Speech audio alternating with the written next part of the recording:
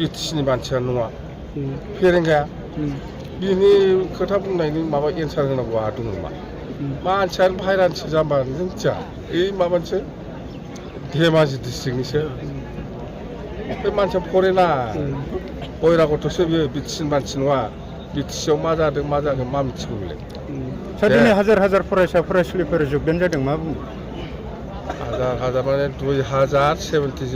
2077 जन entire BTC गसाइगावनिबो दङ भेरगावनिबो दङ क'क्राझारनि दं चिरांनि दं बिजनीनि दं बरबदरानि दं उदालगुरि भेरगाव तामुलपुर गासै टटेल 2077 जन सात्र साथ्रिफ्रा दिनै जोंनि पार्टियाव खामानि मावनो होननानै ओंखारबोदों बिसोर गासैबो भटारजों आरो सोरबा सोरबा फरायखांनानै जोब्बाय आरो गोदानै फरायफिननो हायाखै बेखार जानानै दं दा बेफोरबायदि मानसि माखासे दङ आरो माखासे रानिं कन्टिनिउ इउनिभार्सिटिनि CITनि ओमफ्राय बै माबानि स्टुडेन्टफोर दङ गभर्नमेन्ट कलेजनि इउनिभार्सिटिनि गोबां स्टुडेन्टफोर दङ मथथे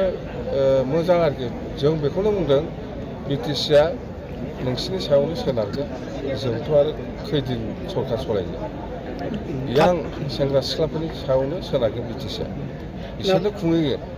खाथियाव MP बिसायख'थि गोदानै मा इसुखौ लाना रायजोफोरनि खाथियाव थांगोन सार इसु गोदान जेबो गैया जोंना जाहैबाय गासिबो जाथि जनगोष्ठीनो एक नाम्बार प्रायरिटियानो हा फाट्टा होनाय बेनो एक नाम्बार एजेन्डा प्रमदनिया दा मा सोलिदों मिथिगौ मोनथाम स्किम मजबुत BTCआव सोलिगासिनो दं बे जाहैबाय